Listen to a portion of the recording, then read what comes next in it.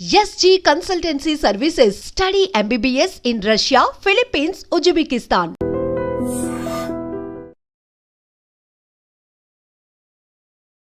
ఇప్పుడు చూస్తున్నారు ఏంటంటే న్యాచురల్ వేస్లో హెల్త్ ఇష్యూని తగ్గించుకోవడం ఎలాగని. సో మోకాల్లో గుజ్జు జరిగిపోయిందని చాలా మంది కంప్లైంట్ చేస్తూ ఉంటారు. ఎందుకు ఈ సమస్య వస్తుంది అసలు?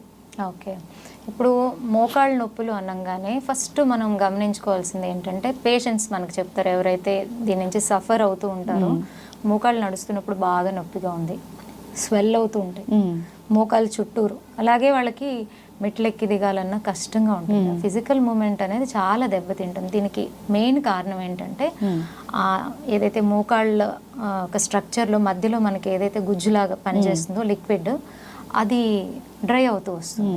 దీనికి చాలా కారణాలు ఉంటాయి.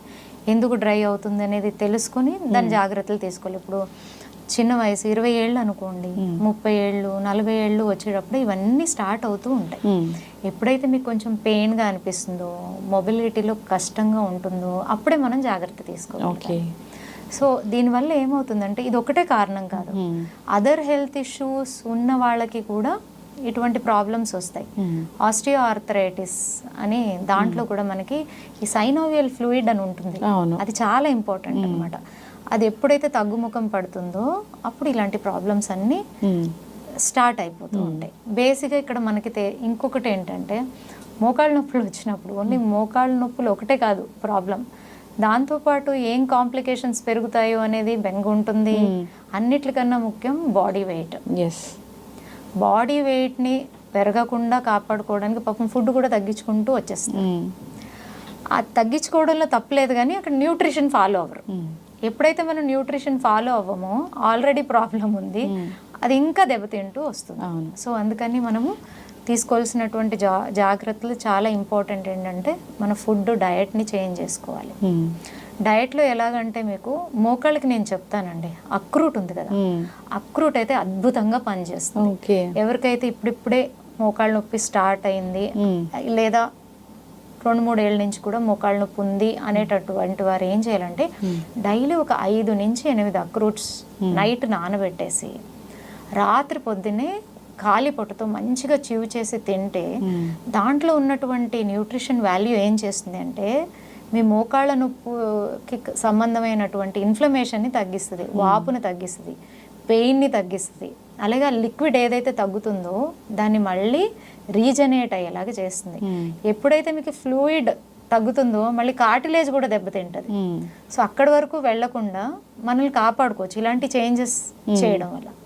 అందరికీ ముందుగానే కొంచెం సిమ్టమ్స్ కనిపిస్తానే ఫాలో అయితే మంచిది. ఫస్ట్ ఫాలో అయితే వాళ్ళకి కంపల్సరీ 1.5 మంత్ వాళ్ళని ఒక్కరోజు కూడా మానకుండా చేయమనండి, మంచి రిజల్ట్స్ వాళ్ళే చూస్తారు. అరే చెప్పారు కదా 4 రోజులు పాటించి ఇంకా తగ్గలేదు అని అంటే కుదరదు. మనం మినిమం 1.5 మంత్ దాన్ని రెగ్యులర్గా తీసుకుంటూ ఉంటే మన నీలో చేంజెస్ మనమే గమనిస్తాం.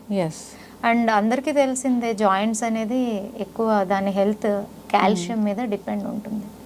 సో మనం తీసుకునే ఫుడ్స్లో కాల్షియం అనేది మనం చూసుకోవాలి. నువ్వులు, సజ్జలు ఇవన్నీ కాల్షియంలో చాలా రిచ్ అండి.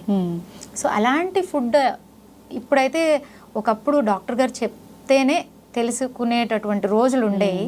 ఇప్పుడు మన చుట్టూరా ఉండేటటువంటి టెక్నాలజీ కాల్షియం దేంట్లో ఎక్కువ ఉంటుంది అని మీరు జస్ట్ గూగుల్లో కొడితే మీకు ఒక 10-15 ఐటమ్స్ అన్న వస్తాయి. దాంట్లో మనం 3-4 సెలెక్ట్ చేసుకొని ప్రతిరోజు మన ఫుడ్లో అలవర్చుకుంటే ఈ ప్రాబ్లం అనేది మనకి చాలా అంటే చాలా వరకు మనల్ని మనం రికవరీ చేసుకోవచ్చు. అలాగే బోన్ హెల్త్కి ఇంకొకటి చాలా ఇంపార్టెంట్ ఏంటంటే వైటమిన్ డి. అంటే మనం తినే ఫుడ్స్లో ఏది మీరు మార్పులు చేసుకున్నా కూడా మన బాడీకి కావాల్సినటువంటి వైటమిన్ డి అనేది దొరకడం కష్టం. సో దానికి చేయాల్సింది చాలా ఇంపార్టెంట్ అంటే సన్లైట్. సన్లైట్లో అట్లీస్ట్ మార్నింగ్ మనం 15 to 20 minutes ఆ సన్లైట్ని తీసుకోగలిగితే చాలా చేంజెస్ ఉంటాయి. పర్టికులర్గా ఎవరైనా సరే జాయింట్ ఇష్యూస్, ఒక మోకాళ్ళే కాదండి, ఇప్పుడు దాంట్లో రకరకాలు ఉన్నాయి. రొమటైడ్ ఆర్థరైటిస్ ఉంది, అన్ని జాయింట్స్లోని ప్రాబ్లం ఉంటుంది, వాళ్ళకి ఇన్ఫ్లమేషన్ అయిపోతుంది. అలాగే గౌట్ ఆర్థరైటిస్, యూరిక్ యాసిడ్ పెరిగిపోవడం, ఇవన్నీ జాయింట్ ఇష్యూసే. సో జాయింట్స్కి సంబంధించిన ఏ ఇష్యూ అన్నా ఉండనివ్వండి, వాళ్ళకి ఫస్ట్ కావాల్సింది సన్లైట్. అలాగే మనం ఫుడ్లో కాల్షియం మిల్క్లో కూడా ఎక్కువగా ఉంటుంది కదా, చిన్న చిన్న చేంజెస్. అట్లీస్ట్ మనం డే టు డే మన రొటీన్ని మార్చుకుంటే చాలా వరకు మనకి న్యూట్రిషన్ డెఫిషియన్సీ అసలు మెయిన్ రీజన్ అనేది అన్ని రోగాలకి. అండ్ జాయింట్ ఇష్యూ ఉన్న వాళ్ళు కంపల్సరీ ఇవన్నీ జాగ్రత్త తీసుకోవాలి. అండ్ వీళ్ళకి అన్నిటికన్నా ముఖ్యమైనది మసాజెస్ చాలా హెల్ప్ చేస్తాయి బాడీకి. శరీరంలో మనకి ఏంటంటే వాతం అనేది ఎక్కువగా ఉన్నప్పుడు ఈ జాయింట్ ప్రాబ్లమ్స్ అన్నీ వచ్చేస్తూ ఉంటాయి. ఏమి లేదు, మనమే టైం దొరికినప్పుడు నువ్వుల నూనె, ఆవ నూనె అలాంటివి తీసుకొని మంచిగా మన చేతుల్ని, మన కాళ్ళని మసాజ్ చేసుకుంటూ ఉంటే సర్క్యులేషన్ బాగా అవుతుంది. ఇప్పుడు మొత్తం శరీరం అంతా మనం మసాజ్ తీసుకోవడానికి టైం ఉండదండి. ఓన్లీ పాదాన్ని తీసుకోవచ్చు. ఒక పాదం మసాజ్ చేయడం వల్ల మీ శరీరం మొత్తం ఆటోమేటిక్గా ఆ మసాజ్ ఒక ఎఫెక్ట్ శరీరం మొత్తం ఉంటుంది అనమాట. సో ఇది వారంలో ఒక్కరోజు చేసుకోవచ్చు కదా. సో ఇలాంటివి చేయాలి. And physical movement, physical activities అనేది చాలా చాలా ఇంపార్టెంట్. దాంట్లో మీకు చాలామంది జాయింట్ ఇష్యూ ఉన్న వాళ్ళల్లో మనం గమనించేది ఏంటంటే వాళ్ళు ఎక్కువ ఎఫర్ట్ పెట్టి ఏమీ చేయలేరు, ఎక్కువ బరువులు ఎత్తలేరు, ఇవన్నీ చేయలేరు. నేను నడవలేనమ్మా, నేను ఎలా చేయగలను అని అడిగే వాళ్ళు కూడా ఉంటారు.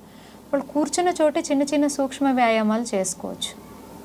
సో అలాగే మీకు ఒమేగా రిలేటెడ్ ఫుడ్స్ ఏమైతే ఉంటాయో వాటిని ఎక్కువగా తీసుకోవడం, ఇలాంటివన్నీ చేయడం వల్ల మీకు చాలా వరకు జాయింట్ ఇష్యూస్ నుంచి బయటపడే అవకాశం ఉంది. మీకు ఒక మంచి హోమ్ రెమెడీ చెప్తానండి, చాలా అద్భుతంగా పనిచేస్తుంది. ఇది అందరి ఇంటి దగ్గర ఉండేటటువంటి చెట్టు, పారిజాతం చెట్టు. ఆ పువ్వులు అందరికీ తెలుసు, దాన్ని మనం చేత్తో తీసుకోకూడదు, కింద పడినప్పుడు తీసుకుని అది భగవంతుడికి సమర్పించాలి, అంత పవిత్రమైనది అని. అంటే ముందే వాళ్ళు అనలైజ్ చేశారు దాని ఒక మెడిసినల్ వాల్యూస్. అందుకే దాన్ని పిక్ చేయకూడదు. ఎందుకంటే అది మనం పిక్ చేసినప్పుడు ఏమవుతుందండి, మనల్ని ఎవరైనా పిన్ చేస్తే ఏమవుతుంది, పెయిన్ వస్తుంది. అది పెయిన్నే తీసేటటువంటి ప్లాంట్ కాబట్టి దాన్ని మనము పిక్ చేయకూడదనే ఉద్దేశంతో గురువులు పెట్టినట్టు ఉన్నారు. సో ఇది ఎలాగంటే ఈ ప్లాంట్కి లీవ్స్ ఉంటాయి కదా, 8 to 10 లీవ్స్ తీసుకోవాలి. తీసుకుని దాన్ని కొంచెం మంచిగా స్మాష్ చేసేసి దానికి ఒక గ్లాస్ ఆఫ్ వాటర్ యాడ్ చేసి దాన్ని మంచిగా బాయిల్ చేయాలి. బాయిల్ చేసేటప్పుడు కొంచెం జింజర్ని యాడ్ చేయడం వల్ల దాని ఒక మెడిసినల్ వాల్యూ ఇంకా పెరుగుతుంది. దాన్ని మనం ఫిల్టర్ చేసుకొని టీ లాగా తాగాలి. నేను చాలామంది పేషెంట్స్కి ఇది రికమెండ్ చేశాను, అద్భుతమైన రిజల్ట్స్ అండి. ఎవరైతే ఇవన్నీ తీసుకుంటూ ఉంటారో వాళ్ళలో బ్యాక్ పెయిన్ రిలీవ్ అవుతుంది, సయాటిక్ పెయిన్ అని ఉంటుంది, మొత్తం నడుము నుంచి కాలు కింద భాగం వరకు లాగుతూ ఉంటుంది, నడవడానికి కష్టపడుతూ ఉంటారు వాళ్ళకి.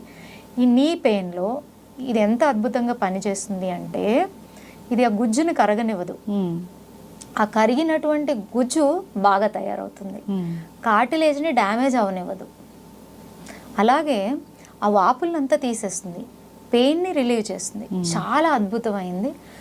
మనం ఏంటంటే ఓన్లీ జాయింట్ పెయిన్స్ ఉన్న వాళ్ళే కాకుండా వాళ్ళ పేరెంట్స్లో జాయింట్ పెయిన్స్ ఉన్నాయి, ఆపరేషన్స్ చేయించుకుని ఇబ్బంది పడినటువంటి వాళ్ళ పేరెంట్స్ చాలా మంది ఉంటారు కదా, అలాంటి వారు కూడా కొంచెం చిన్న ఏజ్ నుంచే మనం దీన్ని ఒక హర్బల్ టీ లాగా చేసుకొని తీసుకుంటే చాలా అద్భుతమైన రిజల్ట్ ఉంటుంది. సో ఇది సింపుల్, అందరూ చేసుకోవచ్చు. సో ఇది వాడిన తర్వాత వాళ్ళే కమెంట్ చేస్తారు అనుకోండి. సో ఇలాంటి చేంజెస్ మనం తీసుకురావడం వల్ల చిన్న చిన్న ఎక్సర్సైజెస్, నీ స్ట్రెంథనింగ్ ఎక్సర్సైజెస్, డయట్ని ప్రాపర్గా ఫాలో అవ్వడం ద్వారా ఇటువంటి ప్రాబ్లమ్స్ లేకుండా మనం హెల్తీగా ఉండొచ్చు. ఖచ్చితంగా మ్యామ్, చాలా చక్కగా చెప్పారు. నిజంగా హెర్బల్ మెడిసిన్ అంటే ఆ మెడిసిన్ పక్కాగా పనిచేస్తుందనే ఒకటి నానుడైతే ఉంది. సో ఈ హర్బ్స్ అనేవి ఇప్పటివి కావు, పురాతన కాలం నుంచి వస్తున్నవే. సో ఇప్పుడు ప్రాచీన ఆయుర్వేద గ్రంథాల్లో వీటి గురించి చాలా చక్కగా చెప్పడం కూడా జరిగింది. చక్కటి ఇన్ఫర్మేషన్ అండి. నిజంగా పారిజాతం చెట్టు అంటే చాలా గొప్పది, దానికి చాలా పెద్ద చరిత్రే ఉంది. సో అదొక డివైన్ ప్లాంట్ లాగా చెప్తూ ఉంటారు. సో అలాంటి దాంట్లో మెడిసినల్ వాల్యూస్ అంటే చాలా చక్కగా చెప్పారు. సో వాడుకోవాలని కోరుకుందాం. ఎవరికైనా ఇంకా ఇబ్బంది పెడుతూ ఉన్నప్పుడు ఒక హెర్బల్ మెడిసిన్ స్పెషలిస్ట్గా మీరు వాటిని తగ్గిస్తారు కాబట్టి కాంటాక్ట్ చేయాలని కోరుకుంటున్నాం. తప్పకుండా.